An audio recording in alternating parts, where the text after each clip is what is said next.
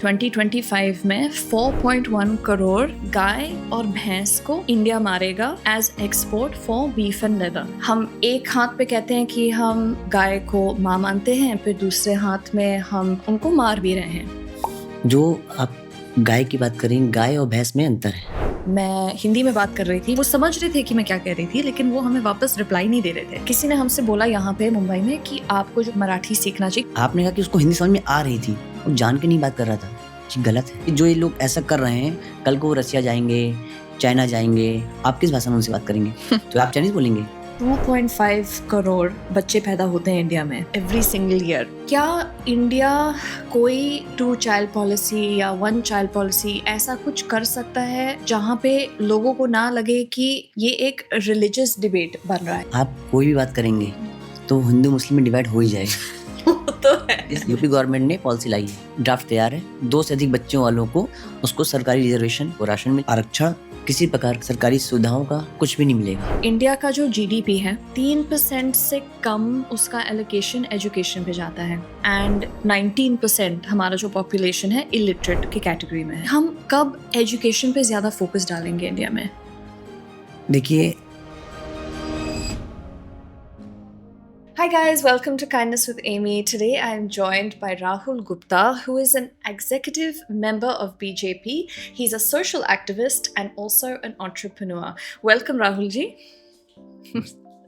राहुल जी, मैं आपसे बहुत सारी चीज़ों के बारे में बात करना चाहती हूँ, लेकिन एक चीज़ जो मैं अक्सर सोचती हूँ ये है कि जिस देश में हम रहते हैं, इंडिया, यहाँ पे हम गाय को माँ मानते हैं, as you know. And ironically यहाँ पे ये भी फैक्ट है कि 30,000 करोड़ के ऊपर हमने बीफ और लेदर एक्सपोर्ट किया था लास्ट ईयर। तो मेरे ये समझ में नहीं आ रहा है, ये जो हिपोक्रेसी मुझे लगता है कि हम एक हाथ पे कहते हैं कि हम गाय को माँ मानते हैं, फिर दूसरे हाथ में हम उनको मार भी रहे हैं, गाय और भैंस को। ये हो क्यों रहा है और गवर्नमेंट इसे अलाउ क्यों कर रहा है, और हम एज इंडिविजुअल्स हम क्या कर सकते हैं इस बात को लेके? जो आप गाय की बात करें, गाय और भैंस में अंतर है। गाय को हम लोग माता मानते हैं और यूपी में गाय का मांस प्रतिबंधित भी है। और भी कई राज्य जैसे उत्तराखंड हो गया, मध्य प्रदेश हो गया, और भी कई राज्य हैं जहाँ पे प्रतिबंधित है। हाँ, ये बात सही है आपकी कि बहुत से ऐसे राज्य जहाँ पे गाय का मीट जो है वो एक्सपोर्ट होता है, और बहुत जल्दी ऐसा कानून बनने वाला है कि पूरे देश में काऊ का मांस जो है वो पूरी तरीके से इंपोर्ट उसका बैंड हो जाएगा। अच्छा। इंपोर्ट एक्सपोर्ट जो भी है, क्योंकि आपको एक फैक्ट ये भी है कि अमेरिका से हमारी एक डील रुकी हुई है जो कि खाद्य पे होने वाली थी, और रुकी हुई है इसलिए क्योंकि वो अमेरिका चाहता है कि अपने डेयरी प्रोडक्ट्स को इंडिया में लॉन्च करना, और इंडियाई गवर्नमेंट उसको इसलिए लॉन्च नहीं होने दे रही है क्योंकि वहाँ की जो गाय हैं जो चारा खाती हैं उसमें नॉनवेज मिला हुआ होता है। तो जो नॉनवेज खाएगी गाय तो उसका जो प्रोडक्ट आएगा हम उसको वेजिटेरियन का दर्जा नहीं दे सकते हैं। तो इसलिए गवर्नमेंट की बहुत सी पॉलिसी आने वाली हैं और कई राज्यों में प्रतिबंधित भी हो गया है। और जो बाकी चीज़ों का एक्सपोर्ट हो रहा है, लेदर का आपने बताया, तो ये बिल्कुल गलत है, बिल्कुल नहीं होना चाहिए। और ये नहीं होगा तो और हमको जैसे वेजिटेरियन लोग हैं तुमको अच्छा लगेगा ये बात। वो तो है। और आपने ये नॉनवेज वाली बात, ये बहुत इंटरेस्टिंग है मेरे लिए, क्योंकि यूएस में आप देख लीजिए जो डेयरी का जो प्रोडक्शन होता है वहाँ पे शायद आपको मालूम होगा, गाय को प्रेग्नेंट करने के लिए हम उनको इंसेमिनेट करते हैं, ठीक है, फिर वो बच्चा पैदा करते हैं ताकि वो लैक्टेटिंग हो, ताकि हम उनका दूध ले सकें। यूएस में जो बच्चा पैदा होता है वो उसे 1 या 2 वीक्स के बाद उसे मार देते हैं, ठीक है। तो व्हील का जो मीट होता है बहुत पॉपुलर होता है ऑस्ट्रेलिया में, यूएस में, वेस्टर्न कंट्रीज़ में, जो गाय का बच्चे का मीट स्पेसिफिकली, क्योंकि वो बहुत टेंडर होता है, बहुत सॉफ्ट होता है। तो टेक्निकली ना, इवन अगर वो जो खाना दे रहे हैं गाय को वो वेज भी होता ना, मेरे हिसाब से डेयरी फिर भी नॉन वेज हुआ, क्योंकि अगर आप उनके बच्चे को भी मार रहे हो as part of the process, the dairy का प्रोसेस, तो फिर किस हिसाब से वो वेज हुआ? देखिए, ये उनका पर्सपेक्टिव है कि वो बच्चे को मार रहे हैं। इंडिया में ऐसा नहीं होता है। और मुझे लगता है कि अगर उनके अंदर इतनी संवेदना होती तो शायद ऐसा वो काम ना करते। जैसे काम तब होता है जब उनके अंदर संवेदना मर जाती है। किसी के बच्चे को मार के उसको खाना, तो ये सब वही लोग कर सकते हैं जिनके अंदर संवेदना खत्म हो गया।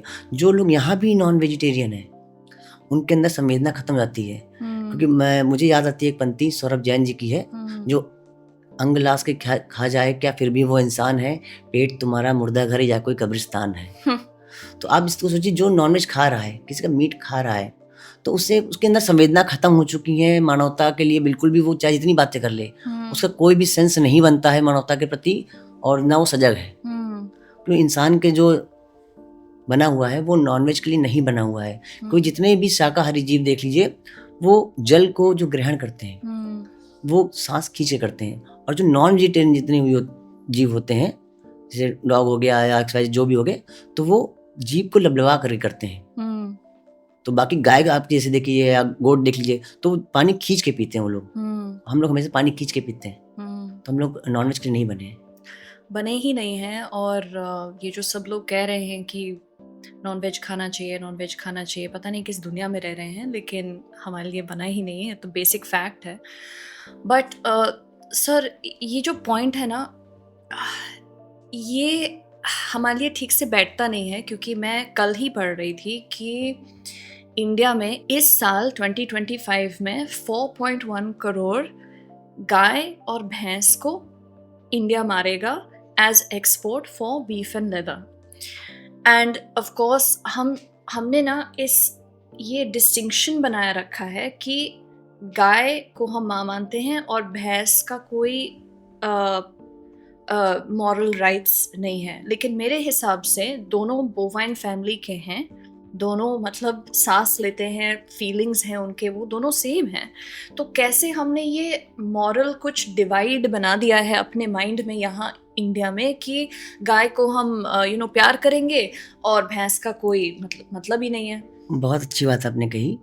तो देखिए, जो ये ऐसे लोग हैं इनकी संख्या अच्छी खासी है, अच्छी तादाद में ऐसे लोग हैं जो सोच रहे हैं कि गाय में और इसमें, देखिए जीव में जो आत्मा है वो सब में बराबर है। हम लोग गाय को माँ मानते हैं, नदियों को माँ मानते हैं, भारत माता को माँ मानते हैं, प्रकृति को माँ मानते हैं। तो हम लोगों में संवेदनाएं हैं हर चीज के प्रति।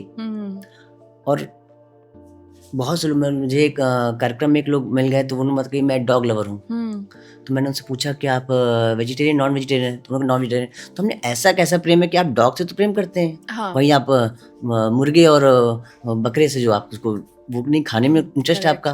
तो ऐसी का संवेदना, तो ऐसा कोई नहीं हो सकता कि आप एक जीव से प्यार करें और एक जीव को मार खाएं। तो ऐसा लॉजिकल नहीं कहीं से बैठता है। मेरे हिसाब से गाय भी गलत है और भैंस भी गलत है। तो सर हम कर क्या सकते हैं? क्योंकि देखिए प्रॉब्लम बहुत बड़ा है, ऐसा नहीं है कि 2-3 को मारा जा रहा है, मतलब प्रॉब्लम का मैग्नीट्यूड इतना बड़ा है। तो एज एन इंडिविजुअल हम और क्या कर सकते हैं? मतलब क्या हम लोकल गवर्नमेंट से कुछ बात कर सकते हैं या अपने डेली हैबिट्स को कुछ कर सकते हैं? हम और क्या कर सकते हैं इसको रोकने के लिए? I am specifically talking about जो लेदर में इतना बड़ा प्रोडक्शन हमारा हो रहा है, बीफ में इतना प्रोडक्शन हो रहा है। आपके कुछ थॉट्स हैं इसको लेके? देखिए, लेदर में जैसे आप बता रही कि बहुत एक्सपोर्ट हो रहा है लेदर, तो उसको समझने की जरूरत है कि लेदर का जो इस्तेमाल कर रहे हैं, जो बड़े ब्रांड्स के बैग्स और जो बेल्ट्स और शूज आ रहे हैं, कौन खरीद रहा है? ये हम ही आप खरीद रहे हैं। हाँ। पहले तो हम लोग को जागृत होना पड़ेगा कि हम लोग को नहीं यूज करना है। हम पहले नहीं यूज करेंगे, तब दूसरे से हम इस बारे में बात करें। हम खुद को यूज करेंगे और उसके बारे में हम ज्ञान देंगे दूसरे को जाकर के कि ऐसा नहीं करना चाहिए। सर एग्जैक्टली, हम मंदिर में जाके राम राम करेंगे, फिर बेल्ट जाके लेदर वाला बेल्ट पहनेंगे। वो नहीं बनता कहीं से। हाँ, वो नहीं बनता कहीं से। हाँ एग्जैक्टली। और इंपोर्ट जैसे बहुत सी चीज़ें, जैसे पर्स हो गया आपका और बेल्ट हो गया, शूज इंपोर्ट हो रहे हैं, तो गवर्नमेंट को पॉलिसी लानी चाहिए। और क्योंकि बहुत से लोगों की धार्मिक भावनाएं हो, क्योंकि कुछ लोग अनजाने में भी वो बैग्स या बेल्ट्स को यूज़ करते हैं जिनको नहीं पता है कि वो किस चीज़ का बना हुआ है। बहुत से ऐसे लोग हैं, उनकी भावना कहीं ना कहीं आहत होती है इसमें। तो गवर्नमेंट को पॉलिसी लानी चाहिए, और मुझे विश्वास है गवर्नमेंट बहुत जल्दी कोई ना कोई पॉलिसी लाएगी। जैसे बहुत सी बताया मैंने आपको, बहुत से स्टेट्स में काऊ का मीट जो है वो बैंड हो चुका है, और बहुत जल्दी पूरे देश में ऐसा हो जाएगा। सो आई एम जस्ट क्यूरियस कि जो बीफ के जो एक्सपोर्ट्स हो रहे हैं, राइट, थोड़ा कॉम्प्लेक्स है सिचुएशन, क्योंकि इतना बड़ा मैग्नीट्यूड है एक्सपोर्ट्स का, राइट? तो सबका फ़ायदा हो रहा है, कंपनीज़ का फ़ायदा हो रहा है, गवर्नमेंट का फ़ायदा हो रहा है, सबका फ़ायदा हो रहा है इससे। तो इवन अगर हम कहें कि हमें ऐसे सपोर्ट नहीं करना है, ये गलत है, ये कैसे रुकेगा? देखिए, अगर हम कहते हैं कि ये गलत है, तो किसी एक धर्म विशेष, समुदाय विशेष की भावनाएँ आहत हो जाती हैं कि ऐसा कैसे कर सकते हैं, मुझे तो बहुत अच्छा लगता है खाने में। आप भी सोचिए, जिसको हम लोग माँ मानते हैं, उसको अगर वो ऐसी बात करेंगे कि हम खाएँगे उसको, तो क्या वो अपनी माँ के साथ भी ऐसा सोचते हैं? जिसको हम लोग माँ मानते हैं, श्रेष्ठ मानते हैं, उसको वो खाने की बात कर रहे हैं।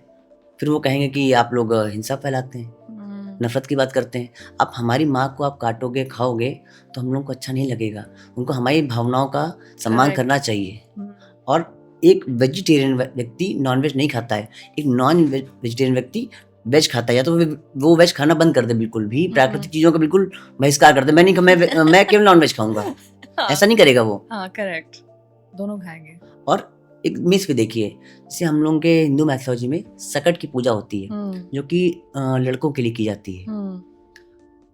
अब सोचा से पहले कई परंपरा रही हो कि उसमें बकरे की बलि दी जाती हो, ऐसा कभी रहा होगा। मगर आज हम लोग क्या परंपराएं चेंज हुई, आज तिल का बकरा बनता है, उसको काटा जाता है।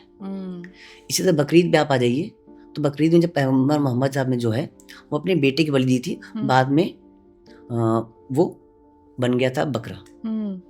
तो आज आप उस बकरे को काट रहे हो, जो उनका प्रोसेस था। अगर आप उसी प्रोसेस करिए तो क्या बच्चों को बलि दे सकते हैं? आप नहीं दे सकते हैं, तो दूसरे बच्चे बलि आप कैसे दे देंगे आप? तो कॉमन सी बात है, आप गलत कर रहे हैं। मगर ये बात है कि धर्म विशेष की भावनाएं आहत हो जाएंगी, और हम लोगों की भावनाएं आहत हो तो कोई से कोई उनको फर्क नहीं है। करेक्ट। और सर, मुझे ऐसा लगता है ना कि आप कोई ऐसी चीज़ों को क्वेश्चन करो ना, लोग बुरा मान जाते हैं कि आप हमारे रिलीजन को क्यों क्वेश्चन कर रहे हो, हमारे फेथ को क्यों क्वेश्चन कर रहे हो। लेकिन ये जो चीज़ें हैं ना, हमको इवॉल्व करना चाहिए टाइम के साथ। और ये मेरे माइंड में ये सिंबॉलिक होना चाहिए कि जो हम करना चाह रहे हैं, जो हम सेलिब्रेट करना चाह रहे हैं, करिए। लेकिन इसका ज़रूरी नहीं है कि आप एक बेज़ुबान जान को मारो। इसका कोई सेंस नहीं बन रहा है कि मॉडर्न सोसाइटी में, आज के दिन में, आपके रिलीजन के लिए आपको ज़रूरी है कि आप ऐसे बेचारे जानवर को मारो। एक्चुअली हमने रिसेंटली एक वीडियो बनाया था, क्योंकि मैं रवीना टंडन मैम से बात कर रही थी पॉडकास्ट में, और वो हमें बता रही थी कि वो एक मंदिर गई थी, वहाँ पे वो छोटे बकरी को मार रहे थे मंदिर में। मैंने सोचा कि अरे, मैंने तो ये कभी सुना नहीं है कि मंदिर में बकरी को मार रहे हैं ये वो। फिर मैंने देखा कि ये हो रहा है कोई जगहों में। एंड एक्चुअली एक मंदिर है जहाँ पे लाखों लोग आते हैं मटन प्रसाद खाने। तो क्या वो इंडिया में? हाँ, इंडिया में है, इंडिया में है। कहाँ पे? मैं पता करके बताती हूँ, मुझे याद नहीं आ रहा है यहाँ पे वैसे ऐसा कहीं मंदिर है। नेपाल में है, बागेश्वरी देवी का। अच्छा, ओके, आई थिंक झारखंड में है, झारखंड में। अब मुझे उतना नहीं, मगर बागेश्वरी देवी में ऐसा होता है। अच्छा, मैंने जब मैं मंदिर गया तो मुझे मालूम पड़ा कि वहाँ पे मतलब 7 to 8 इंचेस का मतलब खून भरा हुआ था वहाँ पर। वाह। तो मेरे को बर्दाश्त नहीं हुआ, तो मैं वहाँ नहीं जा पाया मंदिर में दर्शन करने के लिए, कि मुझसे नहीं दिखा जाएगा। मतलब भाई हम देखिए, अगर जरा सी भी हमारी उंगली कट जाती है तो हम लोग को बहुत दर्द होता है। और आप वहीं पे आप जो है, आप बकरे को आप काटते हो, कैसे काटते हो, उसकी पीड़ा को आप कैसे नहीं समझ सकते हो आप। मतलब अगर किसी के सेकंड पर्सन के भी चोट लग जाती है तो हम लोग दर्द लगता है कि देखो कितना खून निकल रहा है, तो आप कैसे खा सकते हो, किसी को कैसे मार सकते हो? और कोई भी भगवान ये ऐसा चाहेगा क्यों? मतलब जरा सोचो। देखिए, ये बात अगर लाखों साल पहले कही गई होती कि मुझे नॉनवेज खाना है, तो मुझे समझ में आता कि उसके पास कोई विकल्प नहीं था, शिकार किया, उसने खा लिया। आज आपके पास साधन है, स्विगी, जोमेटो, ब्लिंकिट, दुनिया भर के ऑप्शन सारे अवेलेबल हैं, कहीं से कुछ भी मंगा सकते हैं आप, देश विदेश से आप ऑर्डर करके मंगा सकते हैं। तो ये एक्सक्यूज देना कि नहीं, मेरे को नहीं था इसलिए खाना पड़ा, आप हाँ ऐसी सिचुएशन में आप हों कि आप कुछ और नहीं है ऑप्शन आपके पास, तो एक लॉजिक आपको समझ में आता है। मगर अब आपके पास वो साधन है, आप मंगा सकते हैं, तो आपको वेजिटेरियन ही होना चाहिए। ये बहुत लाखों साल पुरानी बात, वो उसी मैथोलॉजी में चल रहे अभी भी जो है कि वो भैया हम लोग तो खाते चले आ रहे हैं, वो खाते रहेंगे हमेशा। तो कल कोई उनसे पावरफुल आएगा तो उनको खा जाएगा, तो फिर ये ना कहें कि वो गलत है ऐसा। तब कुछ नहीं कह सकते। अरे हमेशा पावरफुल कर, आप आज जानवर से ऊपर है आप, तो उसको आप खा रहे हैं आप। डायनासोर आ जाता तो आपको खा जाता उस दिन। सर अपना जो यूपी है, Kanpur, which is a BJP ruled state, वो जो है लेदर का टॉप प्रोड्यूसर है कानपुर, और वहाँ पे बहुत टॉक्सिक केमिकल्स जा रहे हैं रिवर में, और इतने सारे गाय और भैंस की लाशों को वहाँ ले जाते हैं उनके लेदर के लिए। अब आप बताइए कि हम क्या करें इस। पहले उसको करेक्ट कर दीजिए, इसमें से गाय का नहीं है, वो भैंस का है, हाँ, ये अदर है। तो गाय के बोलेंगे तो क्योंकि यूपी सरकार ने प्रतिबंधित कर रखा है गाय का लेदर बट निकालना। सर इलीगली जो है देखिए जा रहा इनलीगल है। इनलीगल तो बहुत कुछ हो रहा है। हम्म इनलीगल को आप कैसे, आप गवर्नमेंट आपको लग रहा है कि इनलीगल हो रहा है तो आप हम्म कंप्लेन करनी चाहिए। हम्म अगर आप जिम्मेदार नागरिक हैं देश के हम्म और आपने गलत होते हुए देखा, हम्म उस कंप्लेन नहीं करी, तो आप जिम्मेदार नागरिक नहीं हुए। हम्म आपने देखा ही गलत हो रहा है, किसी का मर्डर हुआ आपने और देखा, आपने कंप्लेन नहीं करी, तो गलती उसमें आप भी हो गए, दोषी हो गए आप। बट देखिए सर, मेरा जो है इसको लेके आई फील कि ओके, मैं आपको बताती हूँ। मैं रिसेंटली एक ये जो अपना फिल्म सिटी के बाजू में जो आर्य कॉलोनी है, वहाँ पे गए थे। वहाँ पे बहुत सारे डेयरी के फार्म्स हैं। मैं वहाँ फिजिकली जाती हूँ, जितना भी मैं जा सकती हूँ मैं जाती हूँ लोगों से बात करने। वहाँ पे एक वर्कर थे जिनसे मैं बात कर रही थी, और वहाँ पे सिर्फ भैंस थे, गाय नहीं थे, ठीक है। और वहाँ पे सिर्फ वहाँ पे 10-20 बच्चे थे, और वो सब इकट्ठा करके उन्होंने बच्चों को रखा था, और सब माँ जो थे वो सेपरेट थे। और हमने उनसे पूछा था कि ये सब बच्चों के साथ होने क्या वाला है। उन्होंने हमें बताया कि जो लोकल पुलिस है, जो लोकल गवर्नमेंट है, सबको मालूम है कि ये भैंस हम सेंड कर रहे हैं दियोनार पे मारने के लिए, और हर टाइम जब भी ये बच्चे पैदा होते हैं, हमें नहीं रखने, तो हम इनको भेज देते हैं कटिंग के लिए। इन्होंने हमें पब्लिकली बताया कि ये हो क्या रहा है। तो मेरा ये क्वेश्चन है कि हाँ, आई एग्री कि इंडिविजुअल का रिस्पॉन्सिबिलिटी बनता है, जितना भी लाइक अगर हमें मालूम है कि ये हो रहा है वो हो रहा है, जितना भी हम कर सकें हम रिपोर्ट करेंगे। लेकिन अगर पुलिस भी मिला हुआ है इन सब चीज़ों में, तो फिर हम किसको बताएंगे? पुलिस कौन है?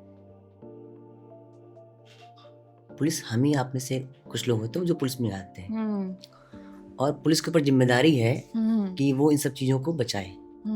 जब देश के रक्षक ही भक्षक बन जाएंगे तो देश का विकास नहीं हो सकता है। ये खुद की सेल्फ रिस्पॉन्सिबिलिटी है। आप अपने चंद पैसों के लालच में आप ऐसा काम करते हैं जो देश विरोधी है, राष्ट्र विरोधी है, तो ये कहीं से भी मतलब आप सोचते हैं कि हम मंदिर जाएंगे और दूसरे से घूस लेकर के, पैसा लेकर के वो गाय को या भैंस को कटवा देंगे, कुछ कर देंगे, तो ये बिल्कुल ये ऊपर एक्सेप्ट नहीं होगा। आप यहाँ कुछ भी कर लीजिए, आप सबका हिसाब पूरा बराबर होगा। आप कोई सोच रहा है कि उसका हिसाब बराबर नहीं होगा, तो सबका हिसाब बराबर होगा। यहाँ नहीं होगा तो ऊपर होगा, ऊपर नहीं तो दूसरे जन्म में होगा, तो सब हो हिसाब सबका बराबर होना है। तो हम ही आप में से ऐसे लोग ब्लैक शीप होते हैं जो ऐसा काम करते हैं। तो हम किसी और को ब्लेम नहीं करते, हम लोग अपने आप को ब्लेम कर सकते हैं केवल कि हम ही लोग में से ऐसे लोग, कुछ लोग हैं जो ऐसा काम करने के लिए पैसे लेकर ये काम करवा देते हैं। ये बिल्कुल गलत है और इसकी रिपोर्ट करनी चाहिए। और आपको कभी भी ऐसा लगे, आप मेरा नंबर नोट करिए, आप मुझे फ़ोन करिए। तत्काल प्रभाव से जो मदद हो सकती है यूपी सरकार की तरफ से वो मैं करवाने की कोशिश करूँगा। आई थिंक सर, हमने जो सीखा है, जितना भी हमने अपने लाइफ टाइम में रिसर्च किया है, देखा है, मेरा ये लॉजिकल कंक्लूजन बन गया है लाइफ में कि हमारा ही रिस्पॉन्सिबिलिटी है एज एन इंडिविजुअल कि जितना भी हम कम नुकसान कर सकें सब चीज़ को लेके, वो हमारा ही रिस्पॉन्सिबिलिटी है, राइट। तो ऑब्वियसली नॉन वेज खाना मेरे हिसाब से गलत है, मैं नहीं खाती हूँ। आपके सब नहीं, गलत ही है वो। हाँ, गलत ही है। गलत ही है वो। हाँ, लेकिन जो भी, मैं अपनी बात कर रही हूँ, ठीक है, अपने हिसाब से मुझे गलत लगता है तो मैं नहीं करती हूँ, ठीक है। ऊपर से हमने ये सीखा है कि जब भी हम जानवर को कोई भी कमर्शियल सिस्टम में डाल देते हैं, ठीक है, और वो डिमांड होता है, फिर वो सप्लाई भी होना चाहिए। और जब भी जानवर को आप ऐसे सिस्टम में डालो ना, उनका केयर नहीं होता है। इट डजेंट मैटर आप कौन से अंदाजे से देखो, उनका केयर नहीं होता है। तो इसलिए हमने डेयरी खाना भी बंद किया है, हमने कोई भी जानवर से कोई भी चीज़ बेसिकली मैं नहीं लेती हूँ। क्यों? क्योंकि हमने देखा है कि कोई भी जानवर उनका वैल्यू नहीं होता है कमर्शियल सिस्टम में।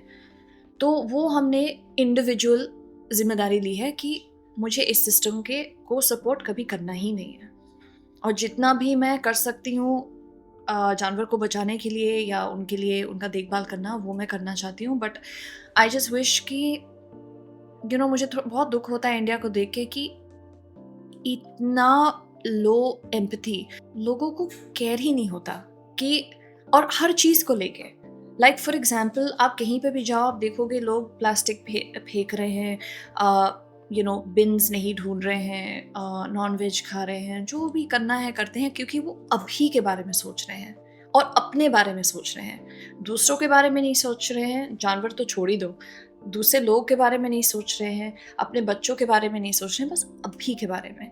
And that is my problem. देखिए, जीवन में कभी कभी ऐसे ट्रिगर पॉइंट आते हैं जो आपको आपकी चेतना को बढ़ा देते हैं। आज से करीब 10 वर्ष पहले की बात है, करीब 2013 या 14 की अप्रॉक्सीमेट बात होगी। तो मैं ड्राइंग में बहुत कमज़ोर हूँ। तो मेरा एक उस टाइम पे इसमें भतीजा मेरा 14 साल का है, उसमें वो 5 या 6 साल का था अप्रॉक्सीमेट था उस समय। और उसने मैंने एक ड्राइंग बनाई, एक पहाड़ बनाया, उसमें एक सूरज बनाया, पेड़ बनाया और घर बनाया और 2 कौवे उड़ा दिए। तो मैंने उसमें अपने भतीजे का नाम लिख दिया कि भैया ये तुम्हारा घर है। तो उसने बोला चाचा ये अपना घर नहीं है। तो मैंने कहा भैया तुम्हारा घर है। उसने चाचा ये मेरा घर नहीं हो सकता। तुमने क्यों? कहा चाचा यहाँ कूड़ा तो पड़ा ही नहीं है। वो बात मेरे को ट्रिगर करी। वाओ। कि जो है ऐसा, मतलब बच्चा सोच रहा कि उसने देखा आसपास की मतलब कूड़ा पड़ा रहता है, आज मतलब इस घर में जो बनाया है मैंने उसमें कूड़ा नहीं पड़ा हुआ है। तो वो बात मेरे को दिल में लगी। उसके बाद केंद्र में आपकी मोदी सरकार आई और हम लोग बीजेपी से जुड़े हुए हैं, और बीजेपी में जो है 1 महीना स्वच्छता पखवाड़ा चलाया जाता है सितंबर के महीने में। तो 1 महीने हर मंदिर में या कॉलेज में किसी न किसी व्यक्ति को 1 दिन श्रमदान देना होता है और सफाई करनी होती है, चाहे बीजेपी का कितना भी टॉप मोस्ट लीडर क्यों ना हो, उसको 1 दिन सफाई करनी ही करनी है। तो ये मैसेज जाता है जब बड़े लोगों सामने आकर के वो सफाई करते हैं, या पीएम मोदी करते हैं, या योगी आदित्यनाथ जी करते हैं, मुख्यमंत्री जी, या मोहन यादव जी करते हैं, उससे एक मैसेज जाता है नीचे तक कि हमें कूड़ा नहीं फैलाना है। आप सोचिए, यही लोग विदेश जाते हैं, या हम लोग जब विदेश जाते हैं तो वहाँ पे कोई कूड़ा नहीं फैलाते हम लोग बिल्कुल भी, और यहाँ पे वही लोग आकर के कूड़ा फैलाते हैं। ऐसा क्यों? ऐसा क्यों है? ऐसा वही लोग वहाँ नहीं करते हैं, वो लोग यहाँ करते हैं। माइंडसेट की बात है। इसी माइंडसेट को चेंज करने के लिए सरकार प्लान बना रही है, और हमें लगता है कि कुछ आने वाले कुछ सालों में बिल्कुल आदमी यहाँ का जो है आश्वस्त हो जाएगा, बिल्कुल सड़क पर कूड़ा फेंकना बिल्कुल बंद कर देगा। ये बहुत बड़ी वजह है।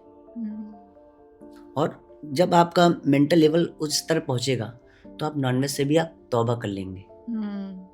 अभी आप चेतना का स्तर उस पे नहीं पहुंच पा रहा है आपका। आप कूड़े के लिए जिम्मेदार नहीं है, आप किस चीज़ के लिए जिम्मेदार नहीं है। आप सिगरेट पीती हैं? नहीं पीती हैं। जो हमारे लोकल वेंडर्स वगैरह होते हैं, कहीं भी जाते हैं, वो हमें सिगरेट बेचते हैं, और लोग सड़क पे खड़े पीते हैं। क्या सड़क पे खड़े होने सिगरेट पीना अलाउ है? आप बताइए, अलाउ है ये? मुझे नहीं मालूम। नहीं अलाउ है। नहीं अलाउड है। वो हमारे हिस्से का हवा को प्रदूषित कर रहा है। इसके लिए आप कितने संवेदनशील हैं? आप वो मेरे हिस्से की हवा को बर्बाद कर रहा है। कोई व्यक्ति, कोई आदमी अपने घर धोने के लिए पूरा पानी को वेस्ट कर रहा है। आप देखिए अफ्रीका ग्राउंड जीरो वाटर हो गया वहाँ का, वहाँ पानी नहीं है। वो एक आदमी कार धोने के लिए 100 लीटर 200 लीटर पानी बर्बाद कर रहा है। करेक्ट। तो कहाँ से ये? वो नॉनवेज भी ना खाए, वो प्रकृति किसी प्रकार का दोहन ना करे, तब भगवान उसको देखते हैं कि वो सच्चा व्यक्ति है। अगर वो मेरे हिस्से की हवा बर्बाद कर रहा है, या मेरे आगे जनरेशन का पानी बर्बाद कर रहा है, तो वो भी उसी कैटेगरी में आता है। खाली नॉनवेज ही एक वजह नहीं है। आप प्रकृति से कितना प्रेम करते हैं ये आपको दिखाना पड़ेगा। तो वो धुएं से भी है, प्लास्टिक से भी है, पानी से भी है, और नॉनवेज से भी है। आप एक चीज को आप नहीं ले चल सकते हैं। और एक धर्म विशेष, समुदाय विशेष ने मान रखा है कि उनका मौलिक अधिकार है गंदगी करना, नॉनवेज खाना, धुआं फैलाना, पानी बर्बाद करना उनका अधिकार है। क्योंकि उनको लगता है कि देश के सारे संसाधनों पे पहला हक उनका है। दिक्कत वहां से पैदा होती है। समस्या ये है। ये बात आपने बहुत सही बोली। ये एटीट्यूड का प्रॉब्लम है कि ईगो इतना बड़ा है ना कि ये सब जो है ना मेरे लिए है। ऐसा थॉट नहीं है कि मैं यहाँ पे हूँ सेवा करने के लिए। गलत टर्न अराउंड हो गया है, एकदम गलत। तो वो थिंकिंग एकदम बदलना है लोगों का बेसिकली। देखिए, धर्म की परिभाषा क्या है? प्रकृति का धर्म, जो धरती माता जो है उसका धर्म क्या है? धरती का धर्म क्या है? घूमना। हाँ, जिस दिन वो अपना रोटेशन बंद कर देगी तो यहाँ पे सब खत्म हो जाएगा। करेक्ट। तो आपका धर्म है पेड़ को बचाना। हम लोग पेड़ की पूजा करते हैं। अब आप ये मत लॉजिक दीजिएगा कि हम लोग फल क्यों खाते हैं। ये कोई लॉजिक नहीं है। पेड़ में आप कहेंगे वो लिविंग थिंग है और नॉन लिविंग थिंग है। हम लोग पेड़ काटते नहीं है। फल जो होता है उसका एक समय के बाद वो गिरना है, उसको खराब होना है, तो उसको खाया सकता है। फूल जो होता है, जो फ्लावर होता है, हम लोग मंदिर में चढ़ाते हैं। तो आप इस तरह से ये भी लोग कहेंगे कि आप फूल क्यों चढ़ाते हैं, उसमें भी वो होती जान होती है पेड़ में, तो आपने फूल क्यों चढ़ाया। तो ये लॉजिक नहीं बनता कोई। लॉजिक है ही नहीं ये इसमें। लॉजिक नहीं है, उसमें कोई एहसास नहीं है। हाँ ठीक है, हम लोग पेड़ नहीं काटते हैं क्योंकि हम लोग पेड़ की पूजा करते हैं। जो चीज़ नेक्स्ट डे उसकी खराब होनी है और भगवान भी उसका उपयोग करते हैं तो हम लोग उसका उपयोग करते हैं। तो सारे कॉन्सेप्ट को एक साथ आपको लेकर चलना पड़ेगा। पेड़ को भी बचाना है, पेड़ नहीं काटने हैं, कूड़ा नहीं फैलाना है, धुआं नहीं फैलाना है, प्लास्टिक का यूज़ नहीं करना है, पानी बर्बाद नहीं करना है और नॉनवेज नहीं खाना है। तब आप सच्चे व्यक्ति बन सकते हैं। आप सोचें कि खाली नॉनवेज से या कूड़े से या सिगरेट, मैं सिगरेट नहीं पीता, दूसरा पी रहा, आपने विरोध भी तो नहीं किया कि मुझे क्या। ऐसा थोड़ा होता है, मुझे क्या, और मेरे हिस्से की बर्बाद कर रहा है, मैं क्यों नहीं बोलूंगा। मेरे से कोई पानी बर्बाद करेगा, मैं उसे बोलूं भी ना, ऐसा थोड़ा चलेगा। सारी मॉरलिटी को एक साथ रखना पड़ेगा। और आदमी को ये नहीं पता कि उसकी मॉरलिटी क्या है। आप किसी भी मतलब अपने में, चाहे आप जैन को देख लीजिए, बुद्धिस्ट को देख लीजिए, सिख को देख लीजिए, पंजाबियों को देख लीजिए, हिंदुओं किसी को देख लीजिए, किसी की भी आराध्य ने कोई भी नॉनवेज का सेवन नहीं किया है और हमेशा प्रकृति से प्यार किया है। आप भगवान श्री राम को देख लीजिए, 14 वर्ष तक की उन्होंने वनवास रहा, वो कंदमूल खा सकते थे मगर उन्होंने नॉनवेज को ग्रहण नहीं किया। भगवान श्री कृष्ण को देख लीजिए, उन्होंने भी नहीं किया। महावीर जी को देख लीजिए, सिखों के गुरु गोविंद सिंह को देख लीजिए, उन्होंने भी नॉनवेज का प्रयोग नहीं किया। अब कोई का प्रोस्पेक्टिव क्या है, वो कोई भी देखिए, धर्म को आदमी अपनी मर्जी से मोड़ लेता है। उसको नॉनवेज खाना है, अरे वो तो खाते हैं, उससे क्या होता है, वहाँ पैसा होता है। अरे भैया, आपकी कुछ जिम्मेदारी, मॉरलिटी कुछ है कि नहीं है कि सामने वाले देख के कुछ काम करेंगे आप। आपको खुद से समझना चाहिए, ये खुद से खुद की लड़ाई है। जब खुद से सब आदमी जिम्मेदार होंगे तो ऐसा खत्म हो जाएगा बिल्कुल। वेरी इंटरेस्टिंग सर, क्योंकि एक्चुअली हमने कल एक वीडियो डाला था अपने पेज पे और कह रहे थे उस पे कि हम प्लांट्स के बारे में बात कर रहे थे कि क्योंकि अक्सर लोग कहते हैं ना कि जो प्लांट्स हैं उनमें भी उनमें जान तो होती नहीं है, हमें मालूम है। मतलब उनमें सेंट्रल नर्वस सिस्टम जो होता है हमारे बदन में, जानवरों के बदन में, प्लांट्स में नहीं है। ये साइंटिफिक फैक्ट है, ठीक है, बस फैक्ट है, आप आर्ग्यू नहीं कर सकती, ओपिनियन की वो नहीं, फैक्ट है, ओके। लेकिन जब भी हम नॉन वेज लोगों से बात करते हैं ना, स्ट्रेट अवे वो हमसे ये कहते हैं कि हाँ, नॉन वेज खाना ठीक है क्योंकि प्लांट्स भी तो, उनमें भी जान है, तो क्या डिफरेंस है जानवर में और क्या डिफरेंस है पेड़। क्या मतलब गारंटी है कल वो आपको नहीं खाएंगे? उनको अगर आप में टेस्ट लगे, हमें टेस्ट लगे तो हमको खा जाएंगे वो। तो ये कोई एक्सक्यूज हुए नहीं। तर्क का वितर्क होता है, ये कुतार्किक बातें हैं। तर्क में आप वितर्क कर सकते हैं कि ये है, आप इससे सहमत है, सहमत नहीं। आप कुतर्क लेके आ जाएंगे कि अपनी पेड़ में ऐसा था तो मैं इसलिए नॉनवेज खाता हूँ। अरे आप दोनों छोड़ दो, आप कुछ मत खाओ। आप बिल्कुल जो है कुछ हवा पानी खा के रहो, और हवा भी दिक्कत है कि हवा भी खा रहे हो तो वही मत खाओ, चले जाओ इस धरती से, जीना बेकार है उसको। वो तो हाँ, तुम मर ही जाओ, वो तो हाँ, वही ठीक ऑप्शन है ना, और क्या करोगे। मर के भी जाओ, जमीन में गाड़े मत जाओ, मतलब उस जल के खत्म हो जाओ कि जमीन भी बर्बाद मत करो अपने हिस्से की।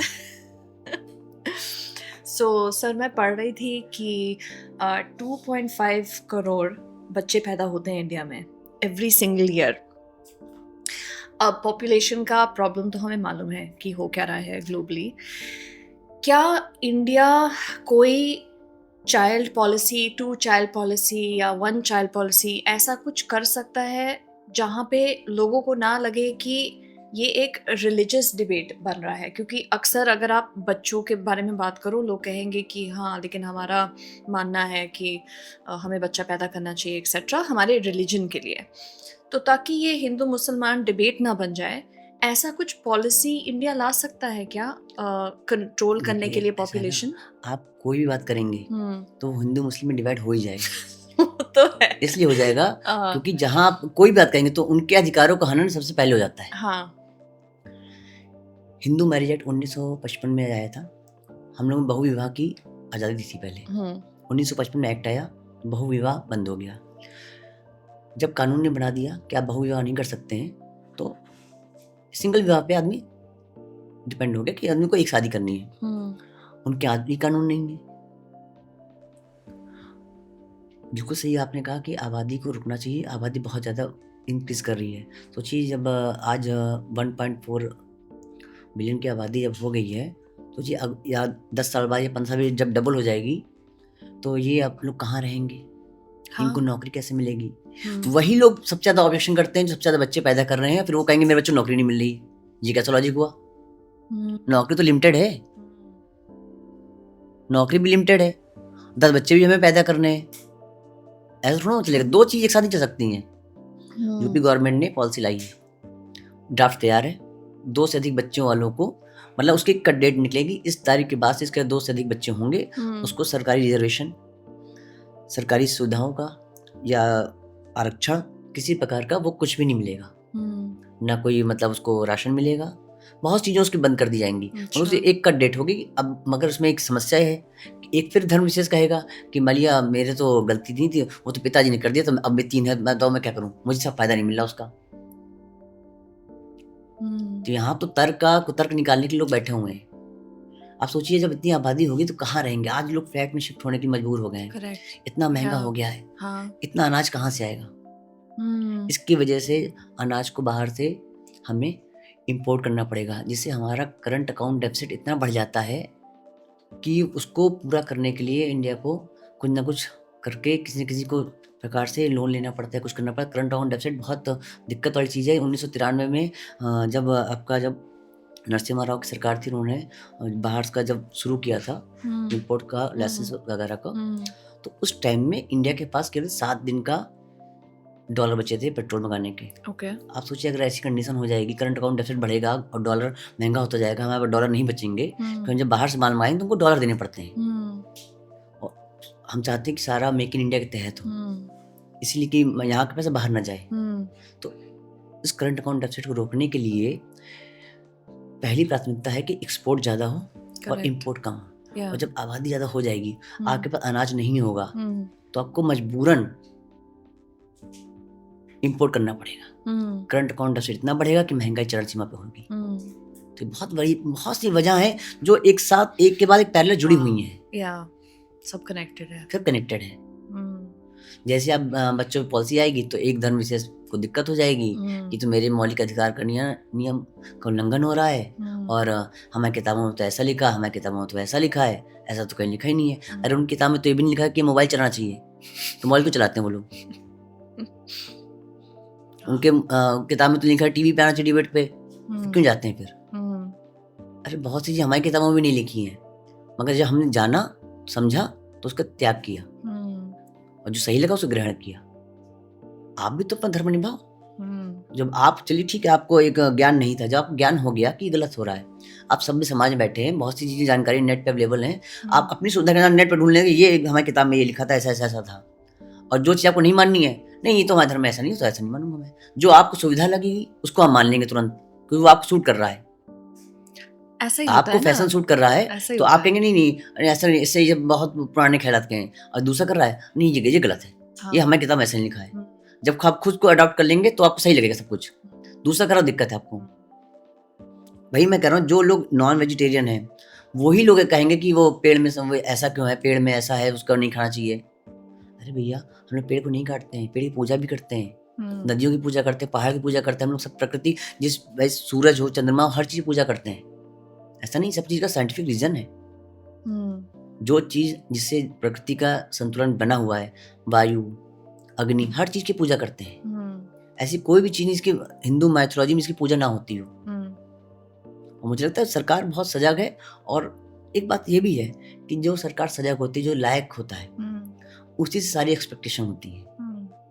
जो नालायक बेटा होता है उससे कोई एक्सपेक्टेशन नहीं करता है।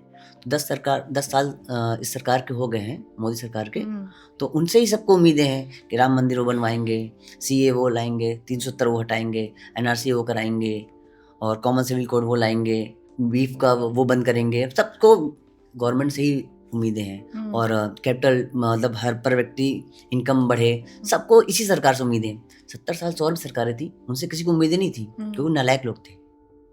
जो लायक लोग सत्ता में आए हैं तो उनसे लोग उम्मीद करते हैं। ठीक है, उम्मीद होनी भी चाहिए, और देश उसी रफ्तार में आगे बढ़ भी रहा है। आज हम वर्ल्ड की 4th लार्जेस्ट इकोनॉमी हो गए हैं। सबसे ज़्यादा मतलब जीडीपी में आप देखिए, फास्टेस्ट ग्रोइंग जीडीपी इंडिया की है। तो ये संदेश है 2027 तक की विकसित भारत बन के रहेगा, और इसमें सबको योगदान देना पड़ेगा। प्रत्येक व्यक्ति इसका वो होगा, जिसमें हम आप प्रत्येक व्यक्ति, एक कॉमन व्यक्ति भी उसका दायित्व निर्वहन करेगा, तब ऐसा संभव है। वरना ऐसा नहीं कि हम लोग खाली कहेंगे 2027 विकसित होगा, नहीं। उसके लिए हमें नॉनवेज, कूड़ा, हवा, पॉलिथीन, सब चीज़ का बहिष्कार करना पड़ेगा। सोचना पड़ेगा कि कहाँ से किस चीज़ को सही कर सकते हैं हम लोग, किस चीज़ का प्रदूषण किससे बचा सकते हैं। ध्वनि प्रदूषण भी बहुत गलत है, इसको तो बहुत मेजर पॉइंट है। जो ध्वनि प्रदूषण कर रहे हैं, तो साउंड का जो पार्टिकल होता है वो हमेशा अंतरिक्ष में रहता है। आप सोचिए कि हाँ, साउंड का पार्टिकल चला जाएगा वो कभी मिट नहीं सकता है, वो हमेशा किसी न किसी रूप में वो रहेगा, वो अंतरिक्ष में। वो साउंड पोल्यूशन, नॉइज पोल्यूशन बहुत गलत चीज़ है। ये भी, इस पर भी सरकारी से पॉलिसी आई, 10 बजे बाद डीजे नहीं बनना चाहिए शादियों में। तो गवर्नमेंट पॉलिसी लाई, वही गवर्नमेंट धीमे धीमे हर चीज़ पॉलिसी ला रही है। मगर आप चाहते एकदम से हो जाए, एकदम से होगा तो फिर एक धर्म को फिर दिक्कत हो जाएगी।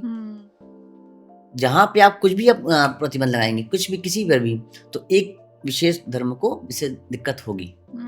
अब देखिए, जो हम पहले बात कर रहे थे, पॉलिसी सब अच्छी बात है, सही है, लेकिन वो इंडिविजुअल, इसका ये मतलब नहीं है कि पॉलिसी के लिए हम सब रुके हैं। इट्स लाइक इंडिविजुअल रिस्पॉन्सिबिलिटी भी हमें सीखना चाहिए कि सही क्या है, सही क्या करना चाहिए।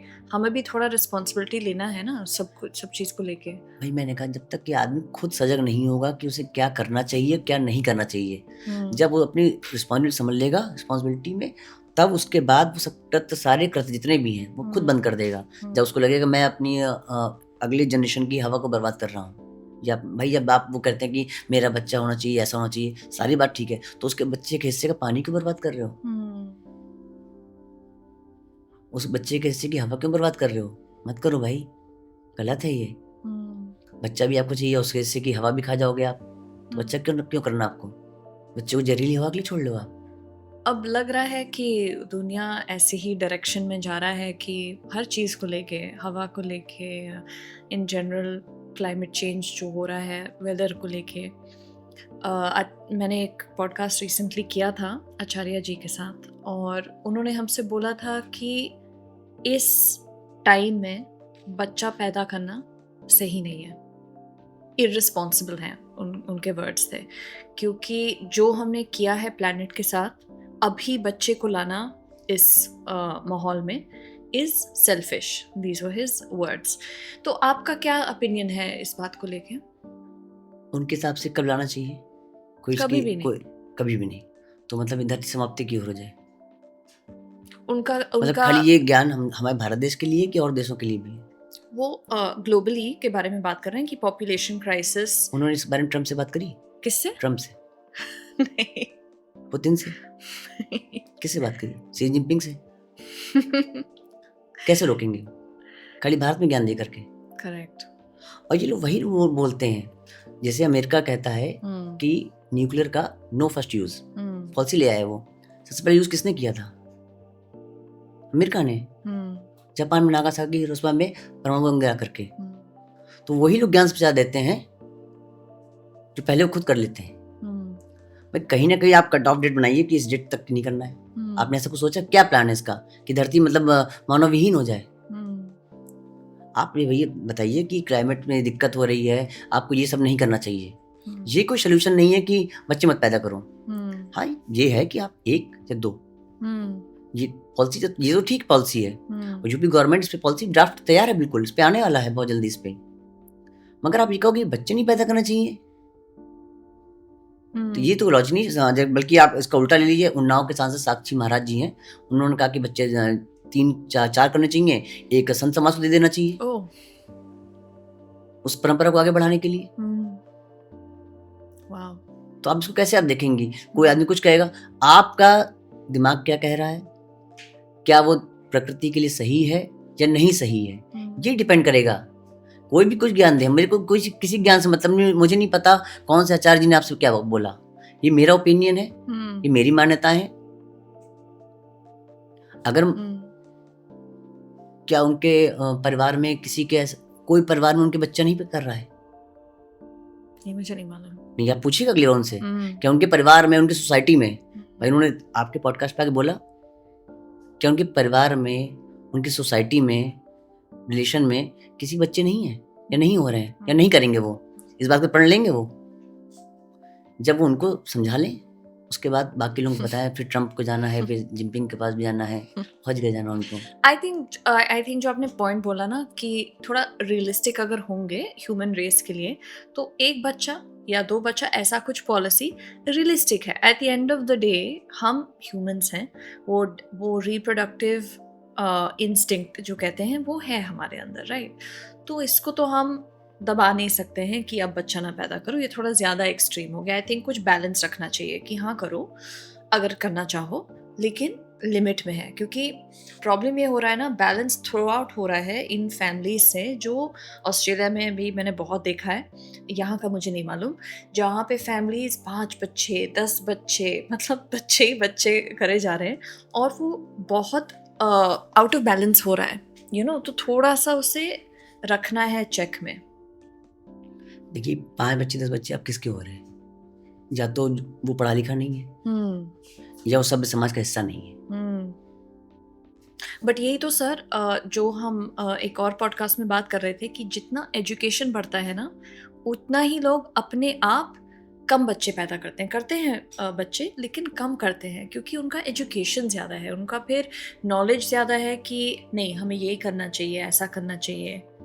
और जब वो लैक ऑफ एजुकेशन होता है ना, आई फील कि यही प्रॉब्लम है बहुत सी चीज़ों को लेके। भाई मैं बता रहा हूँ, एक धर्म विशेष की दिक्कत ये है, समुदाय विशेष की दिक्कत ये है कि उसको लगता है कि ये उसका अधिकार है, ये ईश्वरीय देन है, तो ये होके रहेगा, उसको कोई मना नहीं कर सकता है। हाँ। वो 1 करें 2 करें 10 करें 20 करें 25 करें, ये ईगो की बात आ गई ना। उन्होंने बस उसको चैलेंज की तरफ तौर पे ले लिया कि नहीं मेरे को करना है। आप सरकार नियम है, मेरे को इसका खंडन करना है, मेरे को उल्टा जाना है इसका, तो ये कोई एक्सक्यूज नहीं है। पहली बात तो मेन टॉपिक ये नहीं है कि बच्चा करना है या नहीं करना, विषय अलग है। अगर सबसे बड़ी डेवलपमेंट ये होनी चाहिए कि अगर आपकी बेटी हुई है, उतना ही प्राउड आपको करना चाहिए जितना बेटे में होता है। हाँ। ये दिक्कत बहुत ज्यादा है इंडिया में। नहीं है ना सर, यहाँ ये बहुत ज्यादा दिक्कत इंडिया में। हाँ। बेटे बेटी में जो भेद करते हैं, ऐसा क्यों? आपको क्यों लगता है कि ऐसा है यहाँ पे? देखिए ये वही लोग हैं देखिए जो दुर्गा जी के मंदिर में जाकर उनकी उपासना भी करेंगे और बेटी से उनको दिक्कत भी होगी। मेरे वेल नोन हैं, बहुत अच्छे परिवार से हैं, उनकी अपब्रिंगिंग बहुत अच्छी हुई है और बहुत हाईली एजुकेटेड है। उसके बाद जब उनकी बेटी हुई तो 7 दिन तक रोए हैं लिटरली। क्या? 7 दिन लिटरली रोए हैं वो।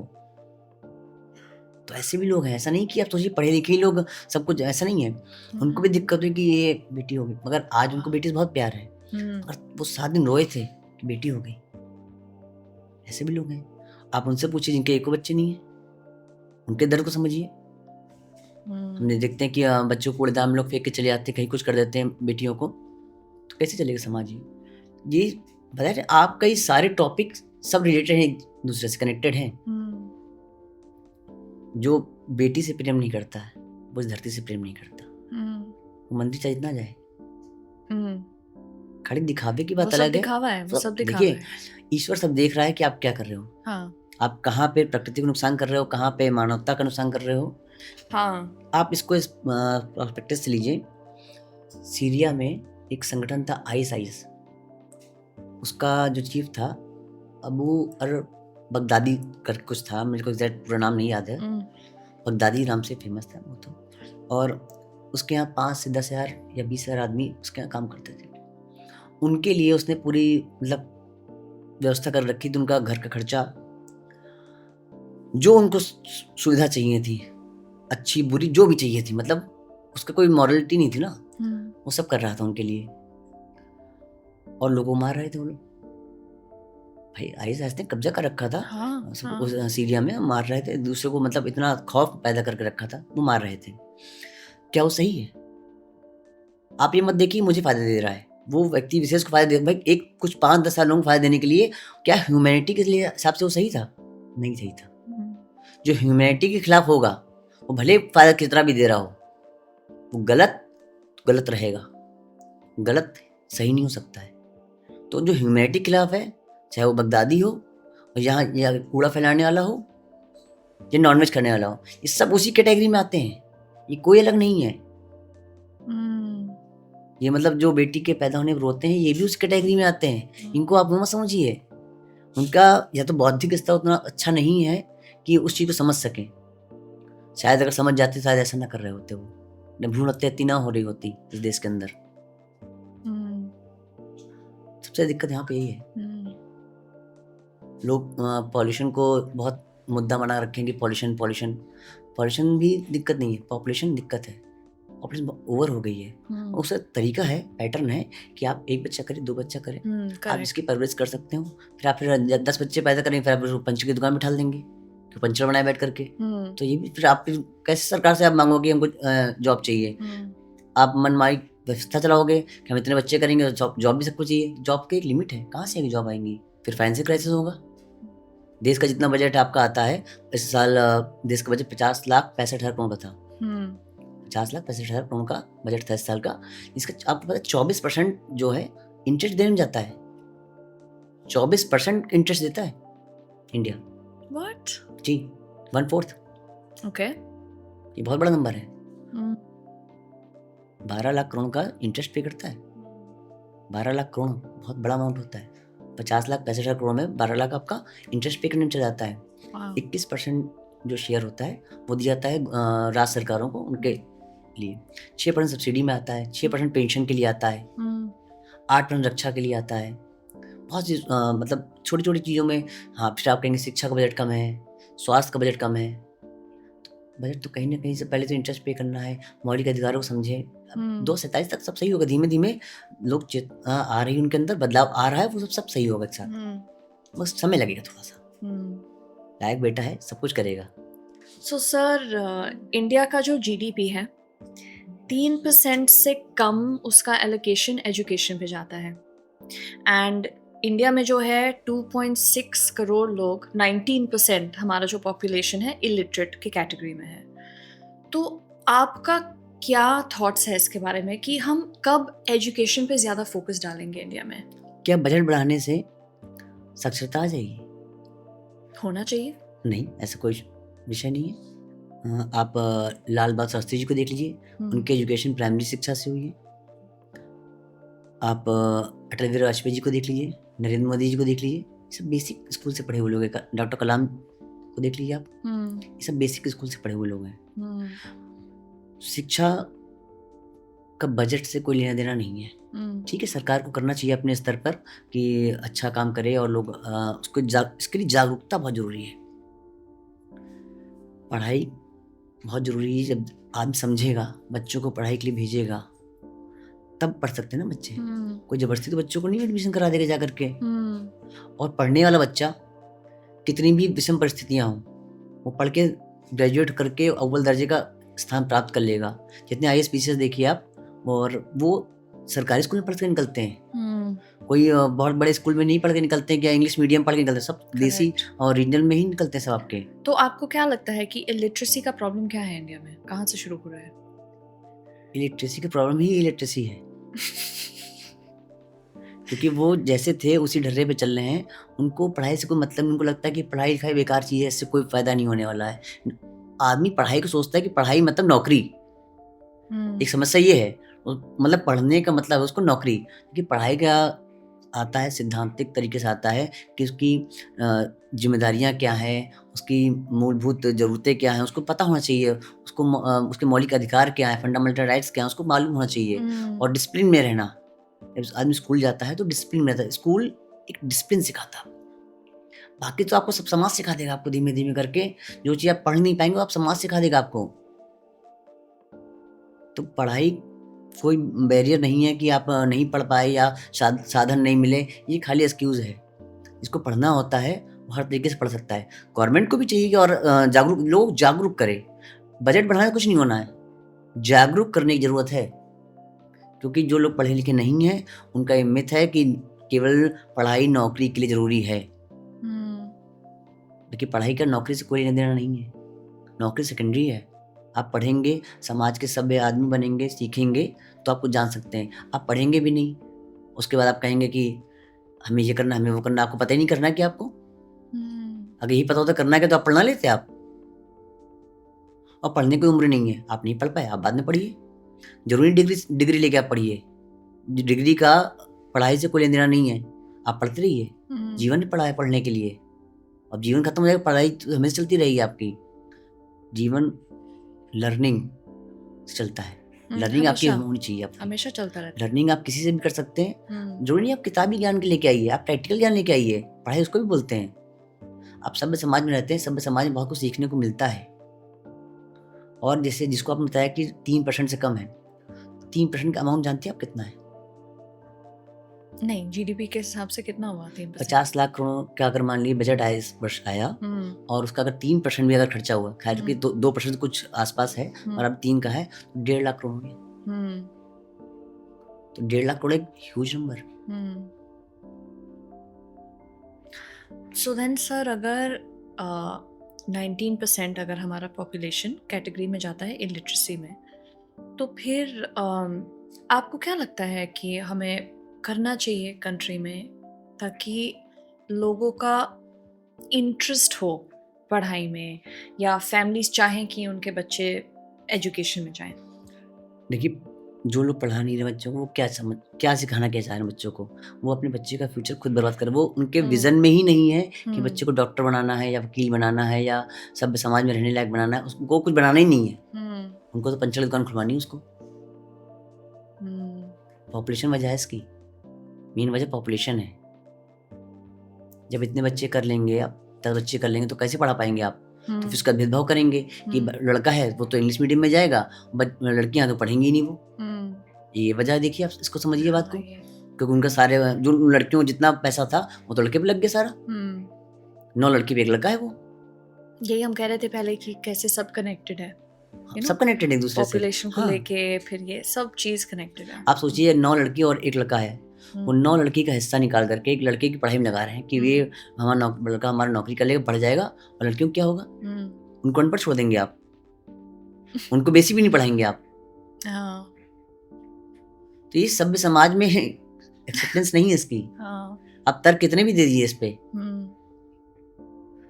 पॉपुलेशन एक बड़ी वजह है, उसको कंट्रोल करिए कि हाँ 1 या 2 बच्चे हैं, जब आप 2 बच्चे होंगे तो आप उसको अच्छी शिक्षा दे सकते हैं, आप सिखा सकते हैं, उतना टाइम दे सकते हैं आप समझिए 10 बच्चों को आप टाइम दे पाएंगे? मैंने कहीं पढ़ा था एक आदमी के शायद पता नहीं इंडिया में था कि या पाकिस्तान में था, उसके करीब 45 बच्चे थे, कई 45 बच्चे थे उसके, और कई मतलब उसकी शादी हुई थी अलग, तो उसको तो नाम ही नहीं पता लास्ट वाले का। कैसे याद रहेगा आप सोचिए। Oh my God. तो आपको लगता है कि वो उनके बच्चे डॉक्टर इंजीनियर बनेंगे? आपको लगता है जिसको अपने बच्चे का नाम नहीं पता है? वाओ। वो अब ब्रिंगिंग खराब हो जाती है वहाँ से, वो परवरिश दे ही नहीं पाएंगे अपने बच्चों को। जब आपके 1 या 2 बच्चे हो गए, ठीक है, कभी किसी टाइम पे जब प्राचीन समय में हम लोग क्या भी ऐसा होता था कि 5 बच्चे 7 बच्चे होते थे, मगर जब आप समझ जाएं, सीख जाएं समाज से कि अब ये नहीं, अभी जो हो चुका सो हो चुका, अब मुझे नहीं करना चाहिए, अब गलत हो रहा है, तो आप समझ जाएंगे तो उस दिन से बात खत्म हो जाएगी। आज भी गाँव में हो जाते हैं कई जगह, ठीक है, उनको नहीं जानकारी है, मगर उनको अवेयर होना चाहिए, और जिम्मेदार अवेयर करने की उन्हीं लोगों की है जो सभ्य समाज में हिस्सा हैं। आपकी, हमारी, हम सबकी जिम्मेदारी है जो अवेयर हैं उनको और लोगों को अवेयर करना चाहिए।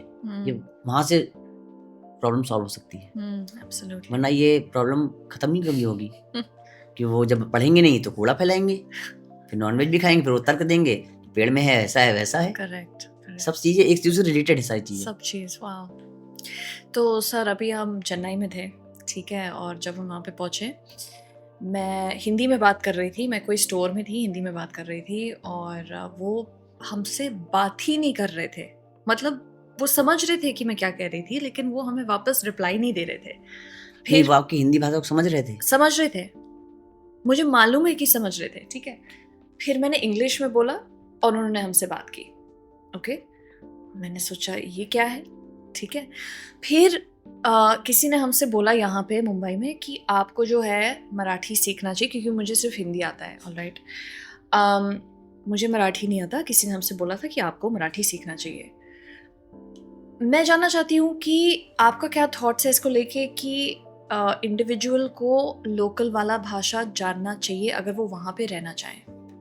देखिए, मैं सभी राज्य भाषाओं का सम्मान करता हूँ और एक बेसिक समझिए, इन सब भाषाओं की जो मदर लैंग्वेज है वो संस्कृत है। हम्म आप कंप्यूटर की मदर लैंग्वेज देखेंगे तो वो भी संस्कृत है।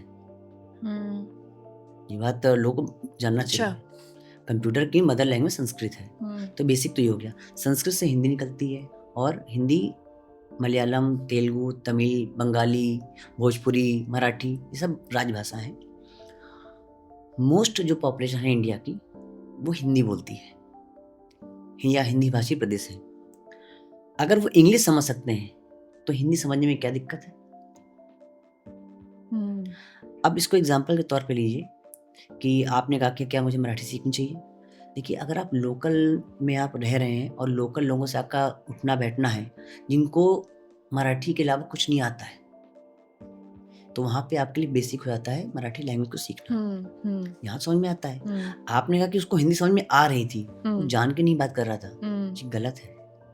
आप सोचिए, जो ये लोग ऐसा कर रहे हैं, कल को रसिया जाएंगे, चाइना जाएंगे, जहाँ पे आपको चाइनीज नहीं आती है, आप किस भाषा में उनसे बात करेंगे? वो चाइनीज बोलेंगे आपसे, तो आप चाइनीज बोलेंगे कि इंग्लिश बोलेंगे या मराठी या बंगाली या भोजपुरी, क्या बोलेंगे आप?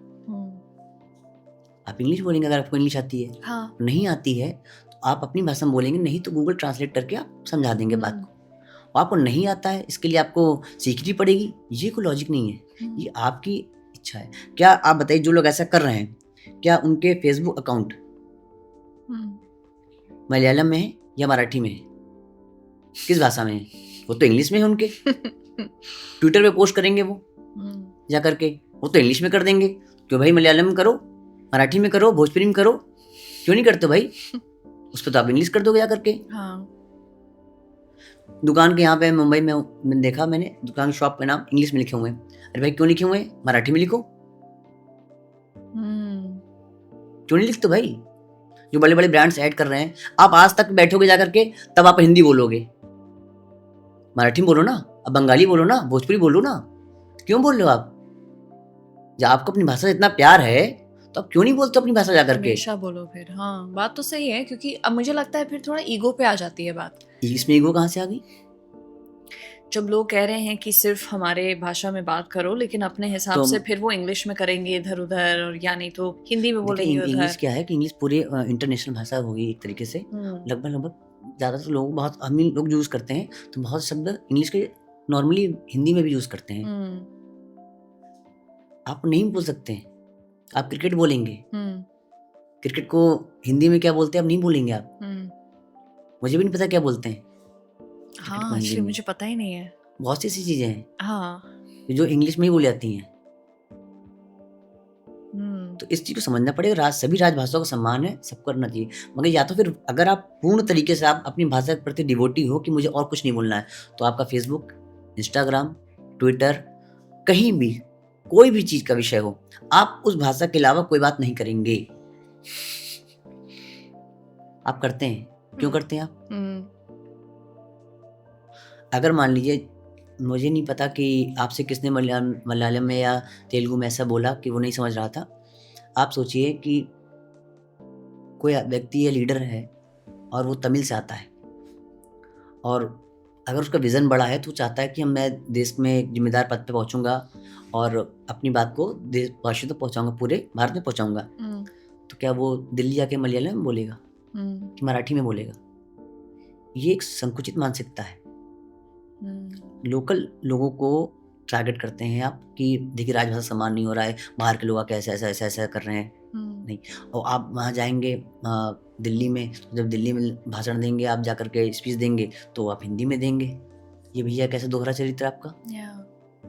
आप मराठी में दो, जिसको सुनना हो सुनेगा, नहीं सुनना नहीं सुनेगा। बंगाली में दो, सुनना हो सुनेगा, नहीं सुनना नहीं सुनेगा। अभी मैंने एक परसों मैंने देखा था जिसमें अजय देवगन जी थे और रोहित शेट्टी थे और एक और कोई एक्टर था। तो जब उनसे बोला गया कि आप मराठी के लिए आप कुछ बोलिए, तो उन्होंने कहा मुझे तो टूटी फूटी आती है, मुझे पूरी नहीं आती, मैं हिंदी में इसलिए बोलता हूँ। तो मराठी भी कार्यक्रम था और रोहित शेट्टी और अजय देवगन वगैरह हिंदी में उन्होंने बोला कि मुझे डांटी पड़ेगी मगर मुझे जो आती मैं बोल रहा हूँ। तो ये बैरे का अच्छा मजे की बात देखिए, बॉलीवुड कहाँ है? मुंबई में। तो बॉलीवुड को शिफ्ट होना चाहिए दिल्ली में। करेक्ट। बॉलीवुड क्यों रहेगा मुंबई में? जिससे मुंबई के आन बान शान समझाता बॉलीवुड को, वो रहेगा मुंबई में। अब वो बनाएगा हिंदी में पिक्चरें, वो बनाएगा हिंदी में पिक्चरें, वो है बॉलीवुड यहाँ मुंबई में क्यों रहेगा? मराठी में बनाओ ना भैया। ये कोई लॉजिक नहीं है, ये गलत है। ये देश को तोड़ने वाली बात है। देश की सभी भाषाओं का सम्मान है, आपको सारी भाषाओं सीखनी चाहिए। आपको अगर इच्छा है सब सीखिए। आप नोट भी देखेंगे, करेंसी देखेंगी तो उसमें तो हिंदी में लिखा होगा 100 रुपए के नोट पे 100 रुपए या 100 रुपीज बड़े बड़े। बाकी रीजनल भाषा लिखी होती है, बाकी सब इंग्लिश में लिखा होगा या हिंदी में लिखा होगा। मैं किसी भाषा का असम्मान नहीं कर रहा हूँ। मराठी भी उतनी अच्छी भाषा है जितनी तेलुगु, तमिल या भोजपुरी। मगर जब अधिकांश लोग यहाँ पे इंग्लिश और हिंदी समझते हैं और आप अच्छा देखिए, एक मजे बात और इंटरेस्टिंग चीज़ है, जिससे आप व्यापार कर रहे हैं, जिससे आपको 2 पैसे प्रॉफिट हो रहा है, वो किसी भाषा में बोलेगा, उससे आप उस भाषा में बात कर लेंगे। ईगो कहाँ दिखाएंगे? छोटे आदमियों पर। जितने नियम बनते हैं वो छोटे लोगों के लिए बनते हैं, जो मतलब मिडिल से भी नीचे हैं, उन पे दबाव बनाएगा, आपको ये बोलना पड़ेगा। तो वो ऐसा अगर इसे यहाँ पर मुंबई में कोई फरमान निकाले तो देवेंद्र फडणवीस भी निकाल दे फरमान पहले कि नहीं ये आपको बोलना पड़ेगा। ऐसा नहीं होता है। जिस भाषा में लोग समझ सकते हैं उस भाषा में बात करनी चाहिए। मराठी भी बोलें, जिसमें अगर हमसे बात करें तो हम मराठी समझ सकते हैं। तो अगर आप हिंदी में बोलेंगे तो मैं समझ सकता हूँ। जब आपकी बात मैं समझ ही नहीं पाऊंगा तो फायदा क्या बात करने से मेरे को? आप अपनी बोलते रहे, मैं अपनी बोलता रहूंगा। ना आप मेरी समझे ना आप समझे। करेक्ट। या तो आप हिंदी समझना रहे हो तो हिंदी समझ भी पूरी रहे आप, और आप भी अधिकांश शब्द हिंदी के यूज कर रहे हैं। या तो हिंदी यूज ना कर रहे हो आप, यूज भी हिंदी का आप कर रहे हैं और बस खाली बोलेंगे मुझे बंगाली बोल आती है केवल, उसके आगे आते नहीं है। मुझे तेलुगु आती है, इसके लगे आती नहीं कुछ। ऐसा नहीं चलेगा। ये देश बांटने की बात है और हम देश जोड़ने की बात कर रहे हैं। इतनी चीजें पूरा हमने आप बात जितनी हुई सब चीजें एक दूसरे रिलेटेड है, ये भी उससे रिलेटेड आ गया। या तो कहिए कि या तो इनकी अपब्रिंगिंग में दिक्कत है, या लोग पढ़े लिखे नहीं है कि इस बात को समझ सकें, संवेदन नहीं इसके लिए। एग्जैक्टली। जब समझेंगे नेचर को तो नेचर ने ही जो बनाया है वो सब कुछ परफेक्ट बनाया है। हम अपनी भाषा का सम्मान नहीं करते हैं, या तो फिर हम इंग्लिश को हमको बिल्कुल परित्याग कर देना चाहिए। जितने भी यहाँ पे जितने भी मुंबई में जितने भी बोर्ड लगे हैं इंग्लिश में, सब हटा देने चाहिए, सब मराठी में ही होने चाहिए। इंग्लिश में क्यों होंगे? एक कारण बता दीजिए मुझे। और उन लोगों को, जो लोग ऐसी बात करते हैं, उनको किसी भी नेशनल चैनल पे, आज तक पे, एबीपी पे जाकर के डिबेट में नहीं बैठना चाहिए। उन्हें किसी भी कार्यकर्ता या किसी भी आदमी को, किसी व्यक्ति को नहीं बैठना चाहिए जाकर के, ना हिंदी का ऐड करना चाहिए, कोई भी नाम नहीं करना चाहिए हिंदी का। आपको जहाँ सुविधा है तो वहां पे आप हिंदी बोलेंगे, बाकी लोग आप मिसलीड करेंगे कि मराठी बोलो, बंगाली बोलो, तेलुगु बोलो। ये कैसा लॉजिक हुआ? मेरे लॉजिक समझ नहीं आता है। एब्सोल्युटली। आप इस पे कुछ लोग आ जाएंगे, दंगा करने के लिए आ जाएंगे, आपको जीना दूभर कर देंगे। ये इसको बोलते हैं आइडेंटिटी पॉलिटिक्स। जब आपको कुछ नहीं बचता तो आप यहीं पे आ गए। बीएमसी के चुनाव आने वाले ना, जिसको असर है। बीएमसी सबसे बड़ा बोर्ड है, वर्ल्ड का निगम सबसे बड़ा निगम है बीएमसी। अच्छा। उसके चुनाव बहुत नज़दीक है, तो लोकल मुद्दे को उठा करके अपनी खोई सत्ता को एक बार फिर से पुनः स्थापित करने का ही तरीका है। ये कोई विषय नहीं है। सो सर, इंडिया वर्ल्ड का नंबर 1 प्लास्टिक पोल्यूटर है, वर्ल्ड का नंबर 1। और जब मैं यहाँ आई थी पहली बार, हमारे समझ में नहीं आया कि इंडिया में मुझे कभी बिन्स कहीं दिखाई नहीं देते हैं, मतलब कूड़ा फेंकने के लिए कोई बिन कहीं पे भी। और ये जो एटीट्यूड है इंडिया में ना कूड़े को लेके कि कुछ भी है कहीं पे भी फेंक दो, समुंदर में फेंको, ज़मीन पे फेंक दो, कोई केयर ही नहीं है किसी के पास। तो मैं आपसे जानना चाहती हूँ कि गवर्नमेंट जो है वो प्लास्टिक पोल्यूशन के बारे में क्या कर सकता है इसको ठीक करने के लिए, पब्लिक एटीट्यूड को ठीक करने के लिए एंड ऑल्सो इस सिचुएशन को ठीक करने के लिए। देखिए फिर वही बात आ गई, सब चीज़ मॉरलिटीज़ जुड़ी हुई हैं। गवर्नमेंट को जो करना है वो कर रही है, और इस पे कानून भी आ चुका है प्लास्टिक पे कि इतना वन टाइम यूज़ वाली प्लास्टिक ऐसी होंगी, वह जिनकी मोटाई इतनी होगी, या सबका नियम आ चुका है। फिर कुछ ऐसे पुलिस वाले हैं जो उनको पैसा लेकर वो काम करने दे रहे हैं प्लास्टिक का। और बहुत सी ऐसी फैक्ट्रियाँ हैं जो मैं सुनता हूँ, मैंने कभी देखा नहीं है, वो प्लास्टिक को मतलब कुछ मैन्युफैक्चर करते हैं, प्लास्टिक को ज़मीन में डंप कर देते हैं। ओह! ये बहुत ही गलत है, बिल्कुल गलत है। और फिर वही बात आती है कि डस्टबिन की कमी है या ऐसा है फिर वैसा है। ये समस्या पॉल्यूशन की नहीं है, ये समस्या पॉपुलेशन की है। पॉपुलेशन की नहीं है, ये है असाक्षरता की, लिटरेसी की। ये फिर धर्म से जुड़ जाती बात। ये सारी बातें एक दूसरे से रिलेटेड है कहीं ना कहीं। जब एक पॉइंट को आप पिंच करेंगे दूसरा आएगा, दूसरा पिंच का तीसरा आएगा। तो वही लोग कर रहे हैं, वही मैंने कहा, वही लोग कूड़ा यहाँ फैला रहे हैं जो विदेश में नहीं फैलाते हैं। डस्टबिन कमी नहीं है, इंसान की सोच की कमी है यहाँ पर। ये बात आपने बहुत सही बोली, क्योंकि अगर डस्टबिन नहीं है, अगर आपके पास वो सोच है, तो आप जो भी कूड़ा है आपने अपने साथ ही रखेंगे जब तक कहीं मिल ना जाए कि फेंक सकें। ये सोच का डिफरेंस है। लेकिन आप देखेंगे कि लोग ऐसा सोचते नहीं हैं, वो सोचते हैं कि है कूड़ा आप फेंक दो। वो माइंड में ही नहीं आता है कि रख लेते हैं जब तक मिले ना कि हम कहाँ फेंक दें। देखिए, आप किसी भी अच्छे घर में आप जाएंगी, जो पढ़ा लिखा है और हर बात समझता है, आप उसके घर जाएंगे तो उस घर आपको साफ सुथरा मिलेगा बिल्कुल।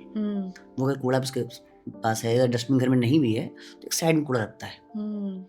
एक बड़ा वर्ग ऐसा है, एक बड़ा समुदाय ऐसा है जो गंदगी को अपना मौलिक अधिकार समझता है कि गंदगी फैलाना उसका मौलिक अधिकार है।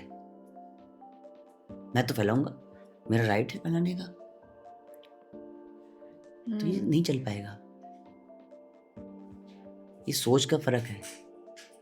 शायद उन किताब में नहीं लिखा होगा कि कूड़ा डस्टबिन डालना है, शायद इसलिए वो सड़क फैलाते हैं कूड़ा।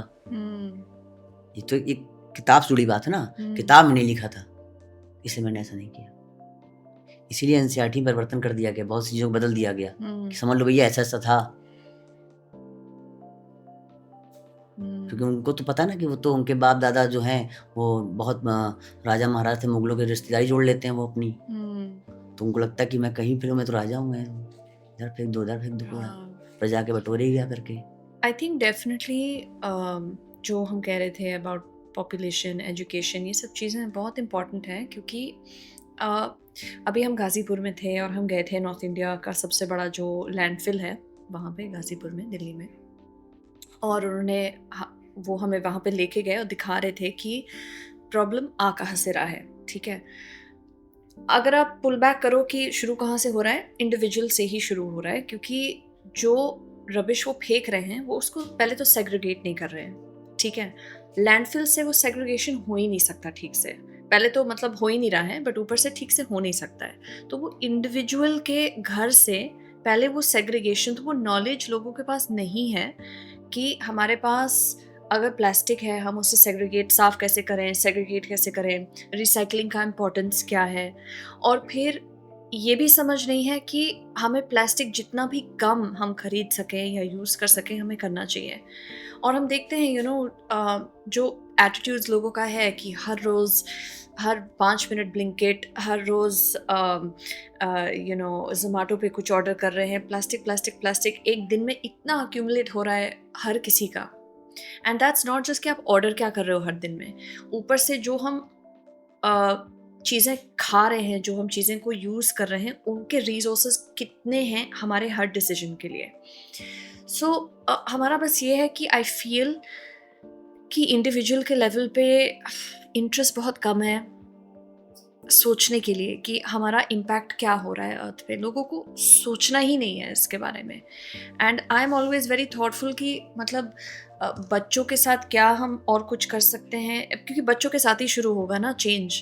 अभी सब जो हम 40s 50s में हैं, हम तो सब गए, हम यूजलेस हैं अभी। आई थिंक बच्चों के साथ ही रियल चेंज होगा।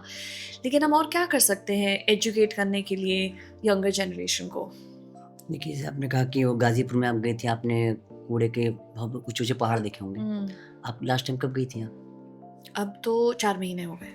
अब जाइए आप। सरकार बदल चुकी है वहाँ पर, दिल्ली में, और जो डंपिंग ग्राउंड थे, उनका कूड़ा साफ़ होना शुरू हो चुका है। गाज़ियाबाद से सटा हुआ इलाका जहाँ पे आपने देखा था, तो वहाँ से कूड़ा उठना शुरू हो गया। और 2023 में अगर आप देखेंगे जाकर के, तो नितिन गडकरी जी ने कहा था कि जो रोड और हाईवे का निर्माण होगा वो कूड़ों से ही होगा अब। उसकी वेस्टेज जो है, आपका वेस्ट मटेरियल है, उससे जो है सड़कें बनेंगी और बनना शुरू हो चुकी हैं। ये भी नहीं आपको पता है जिस सड़क से हम लोग आए हैं वो कूड़े से बनी हुई हो। समाधान सरकार ने निकाल लिया है, मगर उसके लिए भी एक और जिम्मेदारी ये है कि हम लोग कूड़ा ना फैलाएं। ये एक बड़ी वजह है। हाँ। जब इसको आप समझ लेंगे हमें नहीं फैलाना है, नहीं करना है, तो ये धीमे धीमे धीमे धीमे करके ये अपने आप आ जाएगा। और इसके लिए सबको, समाज के हर संपन्न व्यक्ति को, जो जिनकी बात इन्फ्लुएंसर हैं या एक्टर हैं या नेता हैं, ये उन सबको ये अपना रखना चाहिए, एक सेशन करना चाहिए कि हमें भैया नहीं, क्योंकि आप ज़्यादा कूड़ा फैलाओगे, गंदगी होगी, बीमारी होगी। ये भी वजह है। फिर आप कहोगे हेल्थ अच्छी नहीं हो रही लोगों की, और भारत में जो है रहने लायक माहौल नहीं है, हम ही गंदा करेंगे, हम ही ध्वनि प्रदूषण करेंगे, हम ही वायु प्रदूषण करेंगे, हम ही कहेंगे इंडिया रहने के लायक नहीं है। तो ऐसे रोना हो सकता है। खुद ही कर रहे हैं आप। एक कूड़ा ने फेंका, फिर दूसरे ने फेंका, फिर पहाड़ बन गया, फिर वो कह रहे यार यहाँ कैसे कितना गंदा है यहाँ पे। फेंका तो मैंने था ना, वो स्टार्टिंग तो मैंने से हुई थी ना मेरे से। तो इसको समझने की जरूरत है। बहुत संवेदनशील मुद्दा है ये। इसको जितना लोग जागरूकता से लाएंगे, इसे कोई भी आदमी किसी व्यक्ति विशेष ना जोड़े, ना धर्म विशेष जोड़े, आदमी को अपनी खुद सेल्फ रिस्पॉन्सिबिलिटी समझनी चाहिए। सरकार जो कदम करेगी करेगी, हमारी भी कुछ जिम्मेदारी है। जो लोग भारत माता को भारत माता नहीं मानते, जिस दिन वो भारत को भारत माता मानने लगेंगे, फिलिस्तीन को अपनी माता मान सकते हैं, वो भारत को माता नहीं मानेंगे कभी भी। संसद में भारत माता की जय नहीं बोलेंगे, जय फिलिस्तीन बोल देंगे जाकर के। समस्या वहां जड़ है, वहां पे आप जड़ को पकड़िए। ना वो पढ़ाएंगे, उनको पंचर बनवाना है, गंदगी फैलानी है, बच्चे पैदा करने हैं, नॉनवेज खाना है, सब उनको करना है। उनके पास सिंगल फंड एजेंडा है कि भारत को कैसे खराब किया जाए। फंडिंग हो रही बाहर से इसके लिए। अच्छा। धर्मांतरण हो रहा है बड़े स्केल पे। पहले हॉस्पिटल के नाम पे हो रहा था, अब शादी करके नाम पे हो रहा है। अब देखिए, अब ये यूपी में छंगरू बाबा वाला केस पकड़ा गया। बड़े स्केल पे धर्म परिवर्तन हो रहा है। क्या था केस? वो छंगरू बाबा लव जिहाद का था, मैटर था। उन्होंने, उनके पास करीब 500 करोड़ के आसपास की संपत्ति की जानकारी मिली कि उनका अकाउंट विदेश फंडिंग आती थी। और धर्म परिवर्तन के लिए अगर छत्री है तो उस लड़की से विवाह करने पे उनको, मतलब कन्वर्ट करने पे 15 लाख रुपए, और वैश्य है तो 12 लाख रुपए, ब्राह्मण है तो 14 लाख रुपए, एक फिक्स रेट था उसका। उसका खुलासा हुआ है और बुलडोजर भी चल रहा है योगी जी का। तो बहुत बड़े स्केल पे हो रहा था। यही क्रिश्चियनिटी में पहले हो रहा था। क्रिश्चियन बनाने के लिए मिशनरी स्कूल का इस्तेमाल करते थे। मेरे को याद है, मेरे से बहुत साल पहले किसी ने बोला था कि क्रिश्चियन लोगों ने बहुत अच्छा विजन बनाया शिक्षा के नाम पे और अस्पताल के नाम पे, कि मुफ्त शिक्षा मुफ्त करेंगे। तो वो करते क्या थे, बस से बच्चों को स्कूल ले जाते थे, और सेकंड थर्ड क्लास के बच्चे या फोर्थ क्लास के बच्चे होते थे, बस बीच में जाके बंद कर देते थे। फिर बोलते थे अपने अपने गॉड से कहो कि जो है वो बस को खराब होगी, अब बस वो ठीक कर दें। तो किसी ने शंकर जी से बोला, किसी ने गणेश जी से बोला, किसी ने हनुमान जी से बोला, बस नहीं चली वो। उसने बोला ऐसा करिए, आप जीसस से जो है प्रार्थना करिए तो शायद सुन लें। जैसे जीसस से प्रार्थना करते तो बस और करता वो। तो बच्चों का माइंड सेट होता है। जैसे कि आप, जैसे 25 दिसंबर को हम लोग क्या क्रिसमस मनाया जाता है। बच्चे को एक नकली होप दी जाती है, सेंटा आएगा गिफ्ट लाएगा। सेंटा कभी आएगा ना, कभी गिफ्ट लाएगा। सेंटा क्यों आएगा? वो यहाँ का ही नहीं सेंटा, यहाँ क्यों आएगा? वो जहाँ का वहां जाए। तो ये सब मिथ तोड़ना पड़ेगा आपको। अपनी परंपरा को बढ़ाइए और देश उसी तरह बढ़ सकता है। इस देश में एक ही धर्म है, वो है हिंदू। और हिंदू जो सिंधु नदी किनारे है वही हिंदू है। उसमें आप किसी भी मजहब को मान सकते हैं, मगर आपका धर्म आप पूजा पद्धति आपकी अलग हो सकती है, धर्म आपका एक ही है, वो हिंदू है केवल। सिंधु नदी के किनारे जो रहता है वो हिंदू है। इस बात को आप समझिए कि सिंधु नदी किनारे जितना भी है आपका पाकिस्तान, इधर जो भी पड़ता है, सिंधु नदी किनारे जितने रहने वाले वो हिंदू कहलाएंगे हमेशा, चाहे वो इस्लामिक पूजा करते हो, चाहे वो जैन पूजा करते, मतलब वो एक सीधे फंडा ये है कि वो सिंधु नदी किनारे जो रहता है वो हिंदू है। ये हिंदू एक सभ्यता है, धर्म सनातन है, सभ्यता है हिंदू। आप हिंदू से नहीं चलता, सनातन धर्म चलता है। धर्म के लेके विश्व में सनातन, बाकी पूजा पद्धति किसी की भी अलग हो सकती है। तो इसको भी समझना चाहिए कि हिंदू अगर बोलते तो क्यों बोलते हैं ये गर्व से कहो हम हिंदू हैं, या हिंदू राष्ट्र है, या ये मतलब यहाँ पे हिंदुस्तान इसको बोलते हैं, ऐसा क्यों बोलते हैं? क्योंकि सिंधु नदी, भाई देखिए जो यहाँ के राजा थे उस टाइम पे, उनका सा और हा में जो है थोड़ा सा प्रोनाउंसिएशन का दिक्कत थी। ये वर्ड ग्रीक से वापस आया, तो सब थे सिंधु से, सब थे हिंदू बन गया, ये फिर हिंदू हो गया वो। तो बहुत चीज़ चेंज हुई है। और तो मैथोलॉजी की बात है, अगर आप महाभारत में भी देखेंगी या रामायण में देखेंगी तो हिंदू वर्ड का प्रयोग हुआ है कहीं ना कहीं, मगर बेसिक कॉन्सेप्ट है सिंधु नदी किनारे रहने वाला आदमी हिंदू है। और ये अभी आप देखिए रिसेंटली में आप जो जिनकी बात कर रहे हैं, जो धर्म 12 या जो पंथ जो है 12 साल पहले आया है धरती पे, वो कहते हैं बहुत पुराने हैं। अभी आप कल या परसों का आप देख लेंगे न्यूज़ चैनल पे, तो एक बहुत शांत देश था थाईलैंड और कंबोडिया में युद्ध चल रहा है, आपको पता होगा शायद। तो वो युद्ध किस लिए हुआ है कि वहाँ पे 1200 साल पुराना एक शिव मंदिर है, उसको लेकर के वो विवाद है कि ये मंदिर मेरा है, वो कह रहे मंदिर मेरा है, ये सब मेरे में आता है। मंदिर 12 साल पुराना है शंकर जी का, यानी उससे पहले का है। कुछ लोग मानते 12 साल पहले ही सब धरती शुरू हुई है। तो कहाँ से समझेंगे इस बात को? वो आज भी समझते धरती चपटी है, तो क्या उसका कोई लॉजिक ही नहीं है। तो सारे मुद्दे आपके एक से रिलेटेड हैं, आपके समस्या एक साथ समाप्त होगी, वो धीमे धीमे आएगी तब समाप्त होगी। जब आप डिसाइड कर लेंगे हमारे लड़के को पंचर नहीं बनाना है, हमें लड़के को डॉक्टर बनाना है, या IPS बनाना है, या अच्छा नागरिक बनाना है, डिसिप्लिन में रखना है, बच्चे कम पैदा करने हैं, भ्रूण हत्या नहीं करनी है, प्लास्टिक नहीं फैलाना है, धुआं नहीं फैलाना है, ध्वनि प्रदूषण नहीं करना है, तब एक सशक्त राष्ट्र बन पाएगा ये। तब हम गर्व से कह सकेंगे भारत माता की जय। आई थिंक ये बहुत अच्छा नोट पे आपने ख़त्म की ये बात, एंड ये बहुत अच्छा मैसेज है लोगों के लिए, and I hope that people are inspired by what you've shared. So thank you so much, Rahul ji. It's been a great conversation. Thank you.